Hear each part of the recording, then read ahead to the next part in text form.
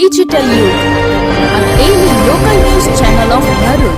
વાગરાની વિલાયત ચોકડી નજીક ઇલેક્ટ્રિક બાઇકમાં અચાનક આગ લાગતા દોડધામ મચી જવા પામી હતી।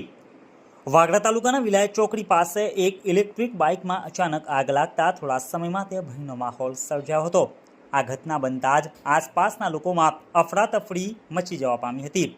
બાઇક પાર્ક કરેલી હાલતમાં હતી ત્યારે જ તેમાંથી ધુમાડા નીકળવા લાગ્યા અને થોડીક જ વારમાં આગની જ્વાળાઓ ફાટી નીકળી હતી। આ દ્રશ્ય જોઈને ત્યાં હાજર લોકો દળી ગયા હતા, પરંતુ નજીકમાં આવેલી કંપનીના એક સિક્યુરિટી ગાર્ડે સમય સૂચકતા વાપરી અને તાત્કાલિક પગલાં લીધા હતા।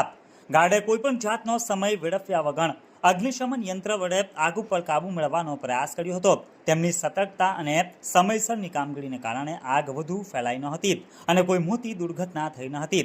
આ ઘટના બાદ ઇલેક્ટ્રિક વાહનોની સુરક્ષા અને જાળવણી ઉપર ફરી સવાલો ઊભા થયા છે। સિક્યુરિટી ગાર્ડની બહાદુરી અને સમયસરની કાર્યવાહીને કારણે કોઈ જાનહાનિ થઈ ન હતી, જેની સ્થાનિક લોકો દ્વારા ખૂબ પ્રશંસા થઈ રહી છે।